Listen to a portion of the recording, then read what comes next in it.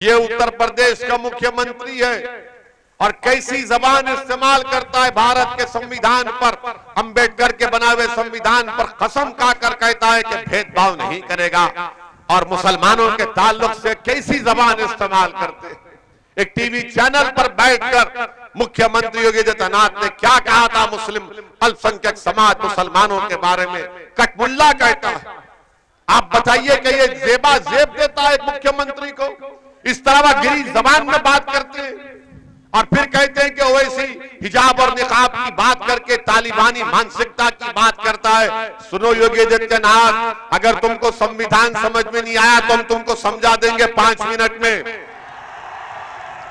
तालिबानी मानसिकता नहीं है, ये संविधान मुझसे कह रहा है कि अपनी बात को कहने के लिए अगर तुम वो कपड़ा पहन सकते हो तो मैं सर पे टोपी पहन सकता हूं। उसे बताओ संविधान इजाजत नहीं देता क्या आपको?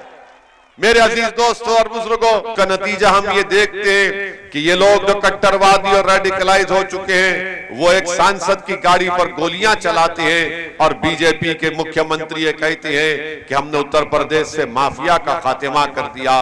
बताओ योगी आदित्यनाथ, जिन लोगों ने हमारी गाड़ी पर 4-4 गोलियां चलाई वो किसके घर के दामाद थे? वो कैसे कट्टरवादी हो गए? किसने उनको रेडिकलाइज किया? किसने उनके हाथों में बंदूक को थमा दिया? किसने उनके हाथों में गोलियां दे दी? क्यों नहीं तुम्हारी सरकार ने उनके हाथ में संविधान दिया?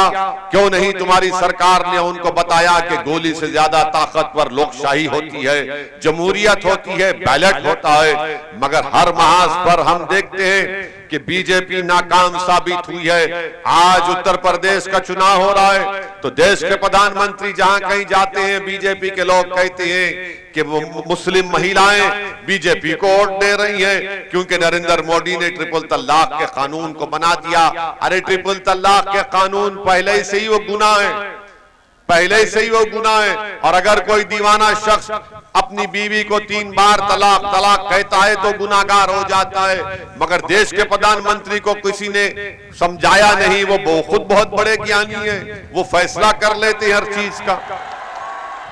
आप बताइए ट्रिपल तलाक, अगर आप कोई बीजेपी के लोगों से पूछेंगे बताओ ट्रिपल तलाक क्या है, कितने किस्म का तलाक हमारे पास है मुसलमानों में, तो बोलेगा खाली ट्रिपल तलाक।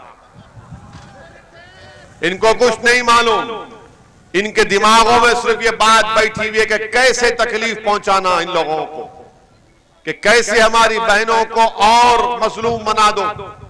ये कानून बनाकर सबसे बड़ा नुकसान अगर नरेंद्र मोदी की सरकार ने किया तो मुस्लिम महिलाओं का किया।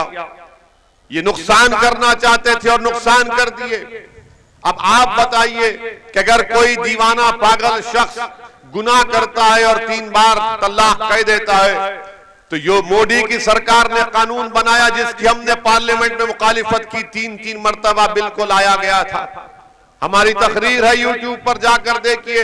हमने पूछा अगर तलाक को कहता है तो शादी नहीं टूटती, बोले हाँ कानून में लिखा है, तो फिर तुम किस बिना पर उसको गिरफ्तार करोगे? बोले नहीं हमारी मर्जी, यानी उसको गिरफ्तार भी करेंगे और उसको जेल भी जाएंगे और लिखते हैं कि जेल में रहेगा तो अपनी बीवी को पैसा भी जाएगा। अरे कोई जेल में बैठकर अपनी बीवी को पैसा भी जाता है और कोर्ट अगर उसको सजा दे देता है तो 2 साल तक उस बच्ची की शादी नहीं हो सकती क्योंकि अभी शादी कायम है। अरे कौन बर्दाश्त करेगा? कोई नहीं। क्या ये किसी को बर्दाश्त है कि बच्ची 2 साल तक इंतजार करे जब कानून कह रहा है? अरे तुम कौन सा कानून बना दिए? मेरे अजीज दोस्तों और बुजुर्गों, ट्रिपल तलाक की बात तो मोदी करते हैं मगर मोदी की जबान से हिजाब और निकाब नहीं निकलता। मोदी की जबान से, देश के प्रधानमंत्री की जबान से हिजाब और निकाब नहीं निकलता। मैं चैलेंज कर रहा हूं बीजेपी को, बताओ कि तुम्हारा मौक़िफ़ क्या है हिजाब और निकाब पर?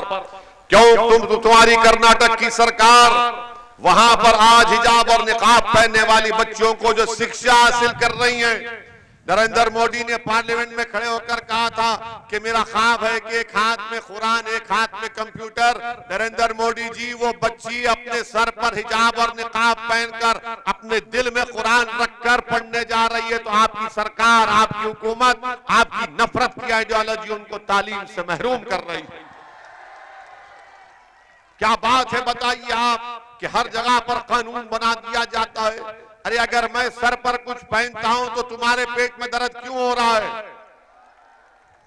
अगर मैं सर पर कुछ पहनता हूं तो तुमको क्या तकलीफ हो रही है? क्या तुम्हारी आंखों की बीनाई चले जा रही है? क्या तुम्हारे पैरों में चलने की ताकत नहीं है? अरे हम जैसा चाहे अपनी जिंदगी गुजारेंगे, किसी माइका लाल को बोलने की जरूरत नहीं है हम कैसे जिंदगी गुजारें। मेरी मर्जी होगी तो मैं दाढ़ी छोड़ूंगा, मेरी बेटी कहेगी कि अब्बा मुझे हिजाब और निकाब करना है तो मैं बोलूंगा बिल्कुल करो। भारत का संविधान और सुप्रीम कोर्ट का पुट्टस्वामी का जजमेंट तुमको इजाजत देता है, करो। भारत के संविधान में मसावात, right to equality, right to life, इस बात की इजाजत देता है कि हम अपनी जिंदगी कैसे गुजारें। देश के प्रधानमंत्री हो या उत्तर प्रदेश का मुख्यमंत्री हो, तुमको कोई इजाजत नहीं है कि मैं क्या कपड़ा पहनूं, क्या खाऊं। तुम्हारा काम सिर्फ देश को चलाना है। तुम्हारा काम ये नहीं है कि मेरे घर में झांक कर देखो कि मैं क्या कपड़े पहन रहा हूं। ये बीजेपी कर रही है। आप सिर्फ हमको टारगेट कर रहे हैं, नफरत कर रहे हैं। जब मैं ट्रिपल तलाक की बात किया तो बोलते थे देखो मुस्लिम महिला। मैं उस वक्त भी कह रहा हूं, आज भी कह रहा हूं, याद रखो ट्रिपल तलाक, हिजाब, निकाब, ये बीफ बैन, ये सब एक बहाना है। निशाना असल आप है, निशाना असल आप है। और जब हम ये हिजाब का मसला उठाए तो हमारी तकरीर पर बड़ी तनकीद किए सब लोग। अरे यहां पर क्यों उठाए, यहां पर असल मुद्दा हट जा रहा है आंखों के सामने से। अरे तुम्हारी आंखों के सामने अगर मेरी बच्ची के कपड़े स्कूल के सामने उतारा जा रहा है, अगर वो मुद्दा नहीं है तो कौन सा मुद्दा है बताओ आप। योगी की सरकार ने ऐलान किया था, क्या ऐलान किया था कि CAA का प्रोटेस्ट हुआ तो हम पैसे वसूल करेंगे, वसूली करेंगे। योगी सरकार को आज सुप्रीम कोर्ट से उनकी नाक कट गई। सुप्रीम कोर्ट ने कहा जितना पैसा वापस लिए वापस करो जनता को। CAA के ऊपर कानून बनाया था कि जिसकी प्रॉपर्टी का नुकसान हुआ चालान कर दिया, पैसा वसूली की स्कीम बनाई। सुप्रीम कोर्ट में योगी सरकार की इस फैसले को सुप्रीम कोर्ट ने रद्द कर दिया।